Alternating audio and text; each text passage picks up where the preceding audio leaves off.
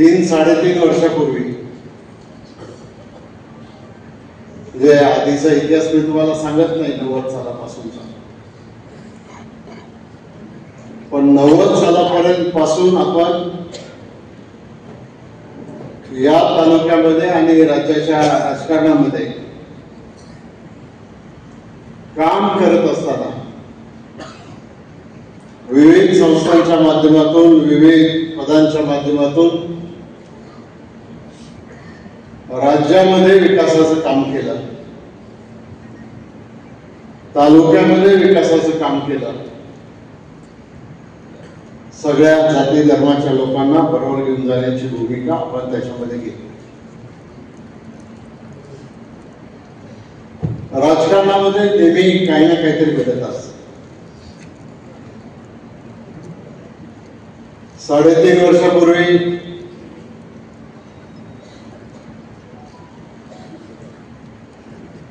म्हणजे त्याच्या आधी मागच्या निवडणुकीमध्ये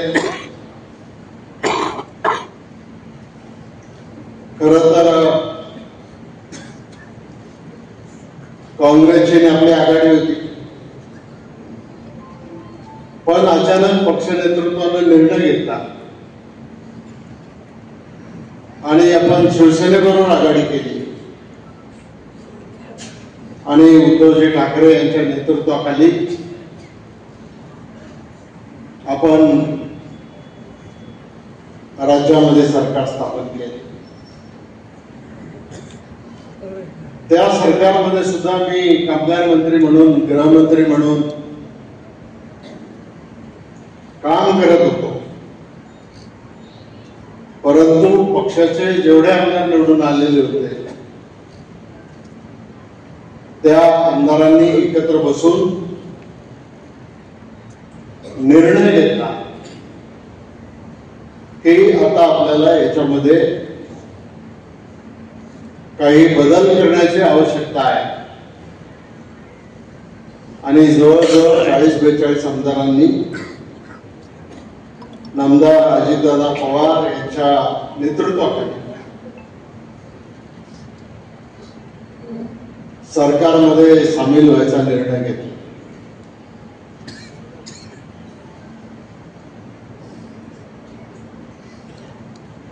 हा निर्णय काही एका रात्रीत नाही झाला. त्याच्या आधी पक्षाच्या वरिष्ठ पातळीवर अगदी आदरणीय पवार साहेबांच्या पासून काही बैठका झाल्या, चर्चा झाली, परंतु पवार साहेबांनी त्यांची भूमिका बदलली नाही. पण पक्षातल्या बहुसंख्य आमदारांचं म्हणणं होतं की जर आपल्याला विकास करायचा असेल तर सत्तेमध्ये त्या ठिकाणी सहभागी झालं पाहिजे आणि ते आपण सहभागी झालो आणि त्याच्यानंतर मग या राज्याचं जे राजकारण काय बदलायचं ते बदललं.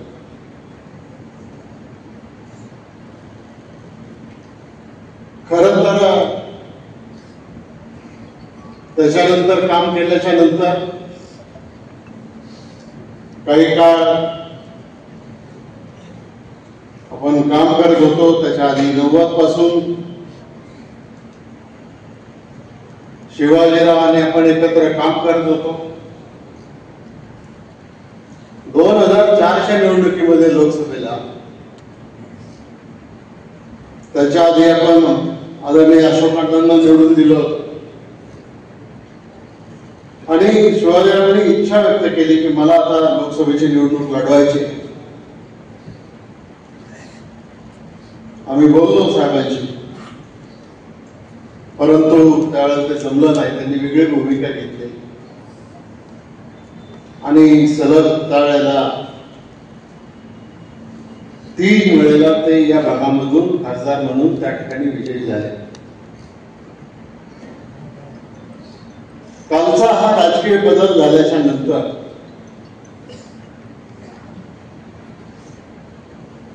ही जी निवडणूक आहे, ही निवडणूक म्हणजे ही लोकसभेची जागा ही राष्ट्रवादी अजित पवार गटाच्या वाट्याला आली. शिवाजीराव त्यावेळेला शिंदे सेनेमध्ये काम करत होते. वरच्या पातळीवर निर्णय झाला की शिवाजीरावांनी राष्ट्रवादी काँग्रेसमध्ये प्रवेश करावा आणि त्यांनी इथून ही लोकसभेची निवडणूक लढवावी. सगळं ठरलं आणि त्याप्रमाणे त्यांनी राष्ट्रवादी काँग्रेस पक्षाच्या तर्फे लोकसभेची निवडणूक सुद्धा लढवली. आपल्याला नाही आलं यश त्याच्यामध्ये, पण हा गाडा असाच पुढे गेला पाहिजे आणि म्हणून मग लोकसभेच्या निवडणुकीमध्ये जे काही वातावरण होतं त्याच्याबद्दल शिवाजीरावांनी उल्लेख केला. मी फार आज सविस्तरपणाने त्याच्यावर बोलणार नाही, परंतु देशातच राजकारण, देशातच वातावरण असं होतं की पुन्हा एकदा नरेंद्र मोदींच्या नेतृत्वाखाली देशामध्ये सरकार स्थापन होईल आणि त्या परिस्थितीमध्ये सुद्धा महाराष्ट्रातल्या जनतेने थोडीशी वेगळी भूमिका घेतली आणि पवार साहेबांच्या राष्ट्रवादीपेक्षा आपल्या राष्ट्रवादी काँग्रेस पक्षाला फक्त लोकसभेला महाराष्ट्रामध्ये एकच जागा त्या ठिकाणी जिंकता आली. महाराष्ट्रामध्ये विकास आघाडीला जास्त बहुमत मिळालं. आपल्याला थोडी पिछाड सहन करायला लागली, पण उरलेले जे 6 महिने होते त्या 6 महिन्यामध्ये सरकारमध्ये जे निर्णय घेतले गेले त्या निर्णयामुळे आपल्या राज्यामध्ये आज जे महायुतीचं सरकार आहे, या महायुतीच्या सरकारला 242 जागा मिळाल्या आणि घवघवीत यश महायुतीच्या सरकारला मिळालं. आपले आमदार चांगले निवडून आले. 40 पेक्षा जास्त आमदार निवडून आले. आपले सरकारमध्ये परत आपण सामील झालो आणि आज आपण पाहतोय देशाच्या पातळीवर किंवा राज्याच्या पातळीवर पायाभूत सुविधांच्या क्षेत्रामध्ये किंवा अन्य क्षेत्रामध्ये देशाचं सरकार किंवा राज्याचं सरकार जे काम करते ते या देशाला आणि महाराष्ट्राला पुढे घेऊन जाणारं एक प्रकारचं वेगळं काम त्या ठिकाणी घडतं. पण दुर्दैवानं आपल्या तालुक्यामध्ये कदाचित त्यावेळेला आपण आपली बाजू मांडायला कमी पडलो असू. लोकसभेच्या निवडणुकीच्या वेळेला मला अपघात झालेला होता, मी प्रचारात येऊ शकलो नाही. विधानसभेच्या निवडणुकीत सुद्धा मर्यादा होत्या आणि त्याचा सगळ्याचा जो काय व्हायचा तोटा तो तोटा आपल्याला झाला आणि आपण फक्त 1500 मतांनी निवडून आलो आणि 1500 मतांनी निवडून आल्याच्या नंतर आता पुन्हा मला मंत्रिमंडळात घ्या हे सांगायचा नैतिक अधिकार माझ्याकडे राहिलेला नव्हता. ठीक आहे, नाही आपण सरकारमध्ये समाविष्ट होऊ शकतो, पण शेवटी विकासाची जी कामं करायची ती कामं करण्याच्या दृष्टिकोनातून आज पाहिलं तर मी जरी मंत्रिमंडळात नसलो तरी पक्षामधलं माझं स्थान अबाधित आहे. जसे शिवाजीराव पाटील करायचे आहे. आपल्या पक्षाच्या 7 जणांच्या कोर कमिटीचा मेंबर म्हणून मला आज राज्यामध्ये काम करायला संधी मिळते. त्याच्यामध्ये प्रफुल्ल पटेल, अजित पवार, छगनराव भुजबळ, सुनील तटकरे, हसन मुश्रीफ आणि दिलीप वळसे पाटील. आम्ही सगळेजण या पक्षाला नक्की कुठल्या दिशेने घेऊन जायचंय, राज्यामध्ये आपली काय धोरणं असली पाहिजे. कारण आपण जरी दुसऱ्या पक्षांच्या बरोबर आघाडी केलेली जरी असली तरी छत्रपती शिवाजी महाराज, छत्रपती शाहू महाराज, महात्मा फुले आणि डॉक्टर बाबासाहेब आंबेडकर यांनी जी विचारधारा स्वीकारलेली आहे तीच विचारधारा घेऊन आपण जन्मल्यापासून त्या ठिकाणी काम करतो आहोत आणि आजही तीच दिशा घेऊन आपला पक्ष हा पुढे चाललेला आहे.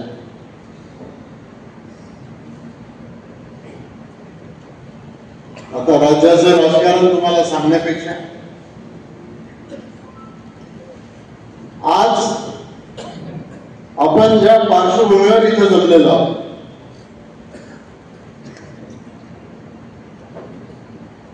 ती म्हणजे आगामी येणारी निवडणूक आणि त्या निवडणुकीमध्ये कार्यकर्त्यांनी करायची तयारी. आपण वर्षानुवर्ष एक वेगळ्या पद्धतीनं राजकारण करत राहिलो, पण कालच्या निवडणुकीमध्ये ज्या पद्धतीनं प्रचार केला गेला, ज्या पद्धतीनं विचार मांडले गेले, मग आदिवासी लोकांना सांगितलं हे सरकार आलं की तुमचं आरक्षण जाणार, मुस्लिम समाजातल्या लोकांना वेगळं सांगितलं, आणखीन कोणाला काय सांगायचं ते सांगितलं. पण आज जे सरकार चाललंय देशाचं आणि राज्याचं ते सरकार एका वेगळ्या दिशेनं, विकासाच्या दिशेनं पुढे चाललेलं आहे. जिल्हा परिषदच्या आणि नगर परिषदेच्या निवडणुका जाहीर झालेल्या आहेत. सभापती पदाचं आरक्षण निघालंय. ओपन कॅटेगरीमध्ये आपलं सभापती पद त्या ठिकाणी आलेलं आहे.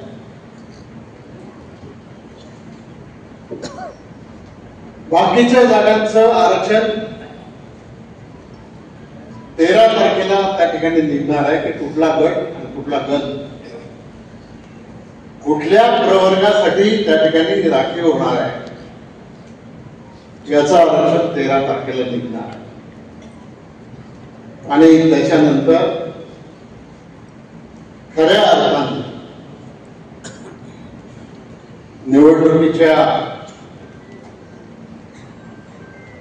या युद्धाला आपल्याला सामोरं जावं लागणार आणि निवडणुकीच्या युद्धाला सामोरं जात असताना ऐन वेळेला तयारी करून चालणार नाही. कारण काल जो झटका आपल्याला बसलेला आहे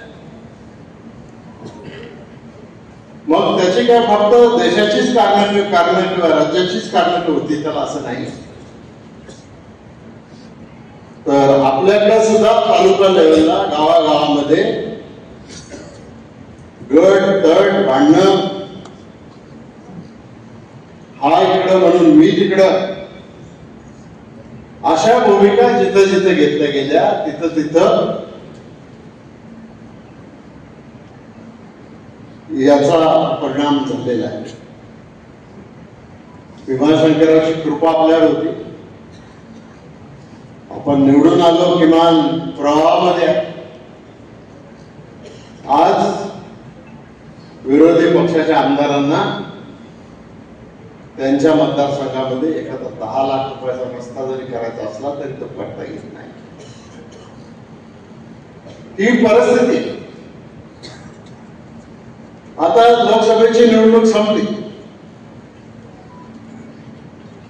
विधानसभेची निवडणूक संपली. पुढचे 4 वर्ष तर मी आता आमदार म्हणून त्या ठिकाणी राहणार आहे का? काही अडचण नाही त्याच्यात.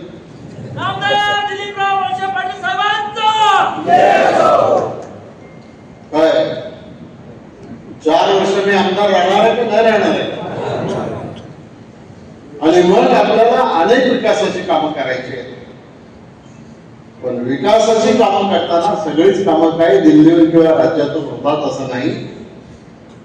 विकासाची कामं छोटी मोठी कामं जी आहेत, एखाद्या वाडीचा एखाद्या वस्तीचा रस्ता, मोठी कामं आपण खूप केली, जशी मी आता पुनरुक्ती या ठिकाणी करत नाही.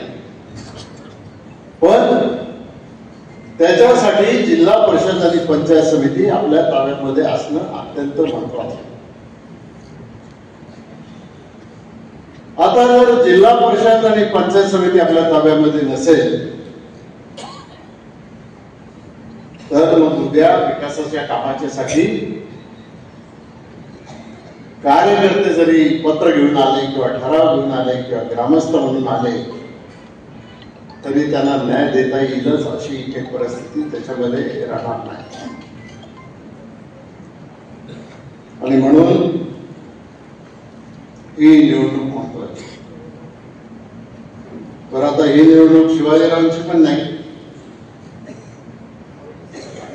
ही निवडणूक माझी पण नाही, आणि ही निवडणूक देवदत्त निकमची पण नाही. ही निवडणूक आहे कोणाची? या सगळ्या सामान्य कार्यकर्त्यांची निवडणूक आहे. उद्या तुमच्यातल्याच कोणीतरी जिल्हा परिषद मध्ये जाणार आहे, उद्या तुमच्यातलाच कोणीतरी पंचायत समितीमध्ये जाणार आहे. आपल्या मतदारसंघामध्ये जिल्हा परिषदेच्या 8 जागा आहेत. 5 आंबेगाव तालुक्यामध्ये आहेत, 3 शिरूर तालुक्यामध्ये आहेत. मागच्या वेळेला आपण 8 पैकी 7 जागा जिंकल्या होत्या आणि जिल्हा परिषद मध्ये आपल्याला त्या ठिकाणी पद मिळवून त्या पदाच्या माध्यमातून अनेक प्रकारची कामं आपल्याला त्या ठिकाणी करता आली होती. याही वेळेला ज्याचा उल्लेख आधी कोणतरी केला, पुणे जिल्ह्यामध्ये राष्ट्रवादी काँग्रेस पक्षाची जिल्हा परिषद निवडून येणार ही काळ्या दगडावरची वेळ.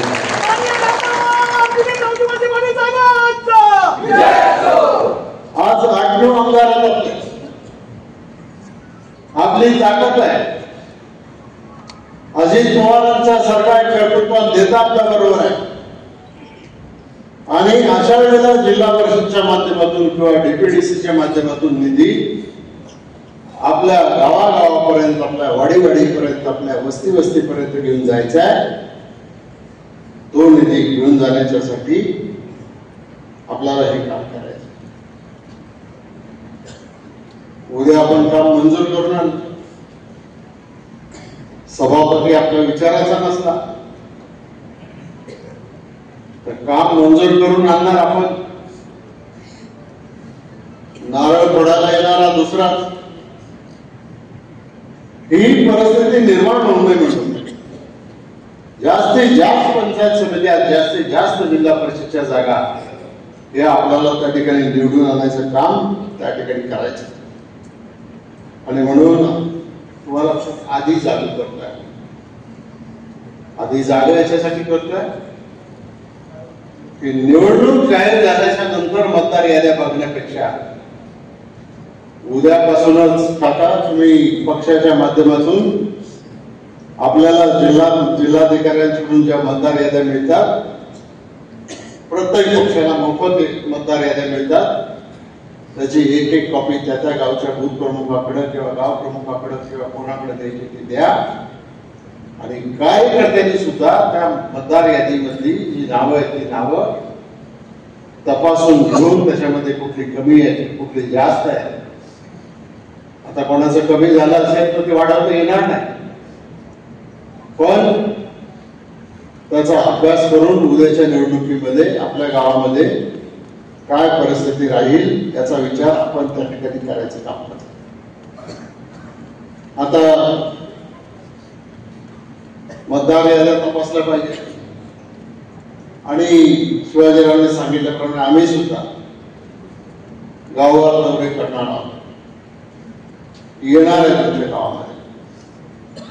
कार्यकर्त्यांना विनंती हीच आहे की तुम्ही जर निष्ठावान कार्यकर्ते पक्षाचे असाल तर गावामध्ये ज्यावेळेला आपल्या पक्षाच्या पदाधिकाऱ्यांचा दौरा असेल त्यावेळेला जास्तीत जास्त लोकांना त्या ठिकाणी उपस्थित ठेवून त्याच्यामध्ये त्यांना आपले विचार मांडून आपण त्याच्यामध्ये या सगळ्या गोष्टी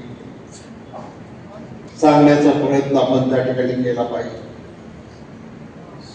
मी आणखीन एका गोष्टीकडे लक्ष वेधून काय झालं या लोकसभेच्या निवडणुकीमध्ये आणि विधानसभेच्या निवडणुकीमध्ये आपल्याला धक्का बसल्यापासून आपले कार्यकर्ते जरा थोडे शांत झाले,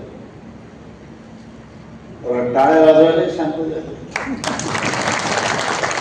नाही कुठे मला शेवटचा माणूस टाळी वाजवतो आपल्या पक्षाचा घोषणा द्यायलाही शांत झाले. आणि आज विरोधी पक्षाच्या माध्यमातून वेगळ्या वेगळ्या प्रकारचे आरोप त्या ठिकाणी केले जात आहेत. आता ते खरे असतील तर आपण मान्य करतो,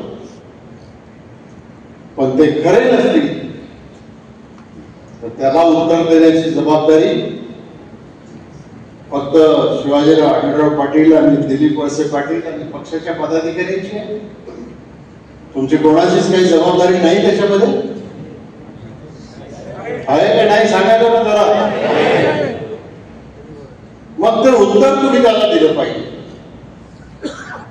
आज आपण पाहिलं श्रावण महिन्यामध्ये भीमाशंकरला जाणारा जो रस्ता आहे त्या रस्त्याला खड्डे पडले आणि तो दुरुस्त होत नव्हता. उदाहरण सांगतो तुम्हाला, तर तिथं काही लोकांनी आंदोलन केलं की आमदारांनी याच्याकडे लक्ष दिलं. पण आपल्यातल्या किती कार्यकर्त्यांना माहिती आहे की आता हा इकडचा बनकर फाटा जुन्नरचा तिथपासून तर तळेगाव पर्यंत आणि खेड पासून तर भीमाशंकर पर्यंत हा सगळा रस्ता आता नॅशनल हायवेकडे हस्तांतरित झालेला आहे. आता नॅशनल हायवे कोणाच्या अखत्यारीत आहे? केंद्र सरकारच्या. त्याची जबाबदारी कोणाची? मग खासदाराला प्रश्न विचारण्याच्या ऐवजी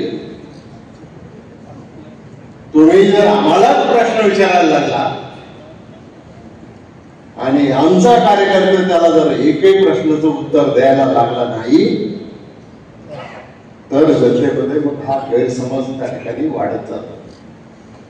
याचा अर्थ आम्ही शांत बसले असं नाही. खासदार बसला म्हणजे काय आपला मतदारसंघ काय असा मागे राहील काय? राहील. मग आपला मतदारसंघ जर मागे ठेवायचा नसेल तर त्याच्यामध्ये सुद्धा त्याचे टेंडर काढून आज त्या रस्त्याच्या दुरुस्तीचं काम हे हातामध्ये त्या ठिकाणी घेतलं गेलेलं आहे. रस्त्याचं काम तर खूप मोठं आहे की जवळ 1000 कोटी रुपये खर्च होणार आहे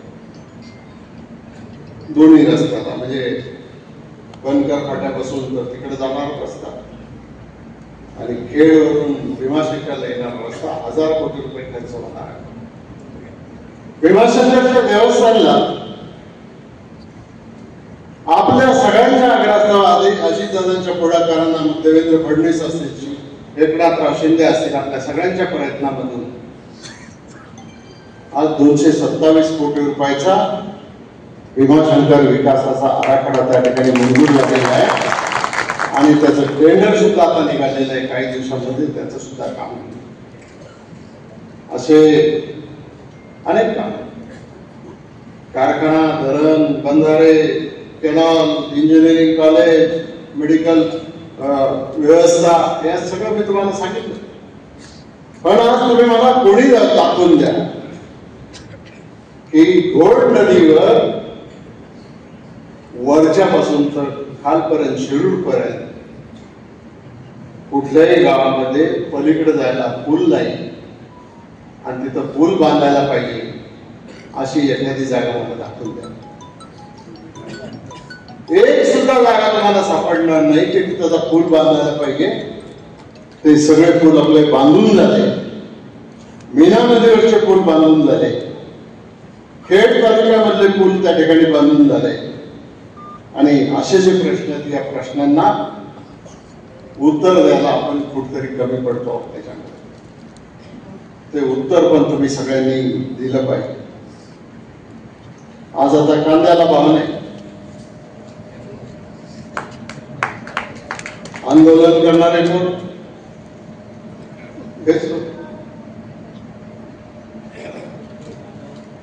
शेतमालाचे भाव ठरवतं कोण? केंद्र सरकार. पुढाकार घ्यायची जबाबदारी कोणाची? मग त्यांना विचारला पाहिजे ना प्रश्न की कांद्याला भाव नाही, तुम्ही कुठल्या सिरियल मध्ये बिझी आहात? आम्हाला विचारलं तर काही चुकीचं नाही, पण त्यांना हा प्रश्न विचारला पाहिजे. आज विजेच्या संदर्भामध्ये कनेक्शन तोडायला सुरुवात केली. आता आंदोलन होणार आहे विजेच्या संदर्भात.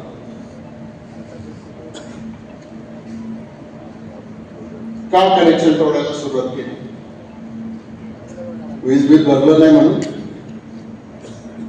तुम्ही सगळ्या शेतकरी मंडळींनी मला सांगा की तुम्हाला ज्याच्या मोटारी 7.5 हॉर्सपॉवरच्या आतमध्ये आहे त्यांना वीज बिल येते का? ते विसरून गेले तुम्ही की याच लोकांनी, मग अजितदादा असतील, देवेंद्र फडणवीस असतील, शिंदे असतील, याच लोकांनी जर या राज्यातल्या शेतकऱ्यांना 7.5 हॉर्सपॉवरच्या मोटारीला त्या ठिकाणी जर विजेचं बिलच आकारलं नाही आणि 7.5 हॉर्सपॉवरच्या वरच्या मोटारीला समजा बिल आकारलं तर आंदोलन करणारे काय सांगणार की आता आम्ही MSBच्या ऑफिसला टाळा लावतो. दामू शेठ तुम्ही आला ते सकाळी. MSBच्या ऑफिसला टाळा लावून काही होणार नाही. माझं सांगणं तुम्हाला, ज्याच्या मोटारी 7.5 हॉर्सपॉवरच्या वरती आहेत ना त्यांनी नका सगळं बिल करू, पण काहीतरी 5-10 हजार रुपये तुम्हाला काय भरता येतील ते भरा. ज्याचं कनेक्शन तोडलं जाईल त्याचं कनेक्शन उद्या सकाळी त्या ठिकाणी सुरू करा.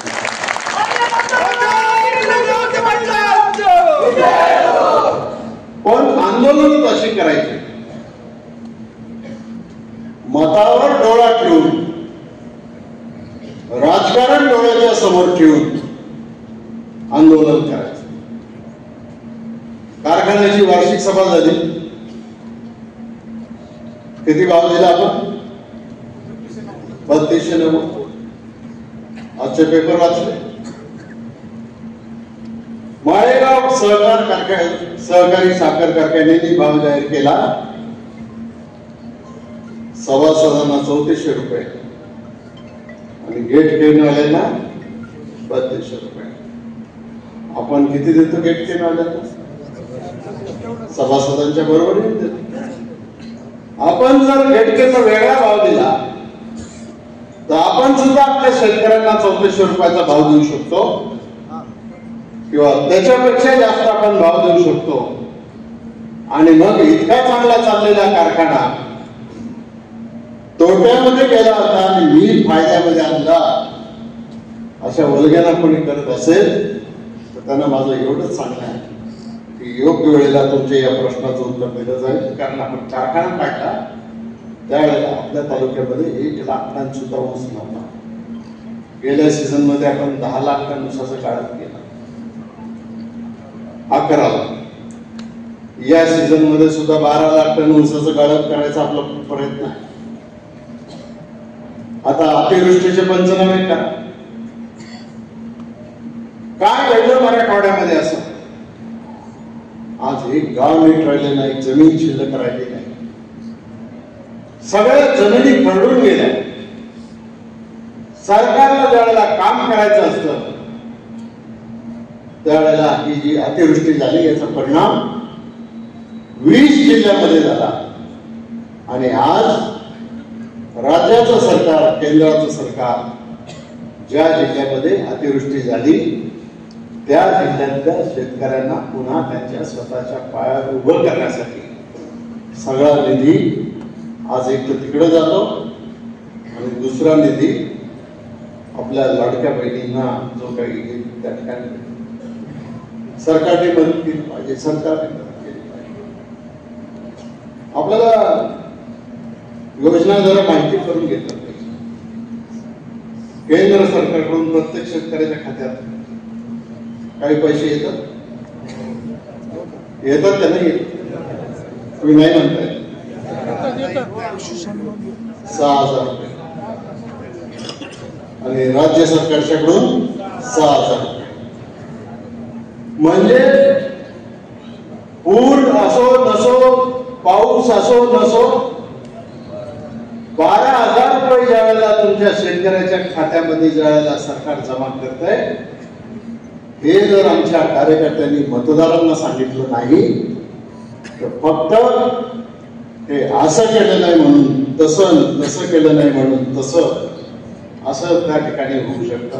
आणि म्हणून या गोष्टीकडं तुम्ही लक्ष दिलं पाहिजे. बाकीचे प्रश्न खूप आहेत, वेळ झालेला आहे, तुम्हाला सगळ्यांना मुद्दा लागलेला आहे. जेवणाची व्यवस्था केलेली आहे, सगळ्यांनी घेऊन जा. पण आजपासून इथून गेल्याच्या नंतर आपण निवडणुकीच्या कामाला लागू. आणि आणखीन एक विनंती मला तुम्हाला करायची. उद्या एकदा आरक्षण पडली की अनेक लोकांना असं वाटेल की मी उमेदवार वाटेल. आणि मग तुमची गावची शिष्टमंडळ यायला सुरुवात केली, आमच्या अमक्याला तिकीट द्या. पण ही शिष्टमंडळ तुम्ही ज्या वेळेला घेऊन येता, जर दुर्दैवाने एखाद्याला जर तिकीट देता आलं नाही तर विनाकारण त्याच्यामध्ये गावामध्ये 2 गट त्याच वेळेला होतात आणि ते गट त्या ठिकाणी होऊ नये याच्यासाठी तुम्ही शिष्टमंडळ देऊन आणू नका. ज्याला निवडणूक लढवायची इच्छा आहे त्यांनी पक्षाच्या अध्यक्षांच्याकडे त्या ठिकाणी अर्ज द्या, पूजनला अर्ज द्या. आम्ही त्याचा सगळ्याचा अभ्यास करू आणि तो अभ्यास करून मग बाकीच्या गोष्टी आपण त्या ठिकाणी मार्गी लावू. मग आता प्रश्न फक्त जरी तो या निवडणुकीचा प्रश्न नसला तरी आदिवासी भागाची पाणी योजना, सातगाव पठारची पाणी योजना, काल मी सातगाव पठारच्या लोकांना सांगितलं, आणि बाकीच्या पाणी योजना या योजनांच्या संदर्भात आपण नंतर कधीतरी बोलू. आपण आला, आपलं सगळ्यांचं मी मनापासून आभार मानतो आणि आपल्याला धन्यवाद देतो आणि या ठिकाणी थांबतो. जय हिंद, जय भारत.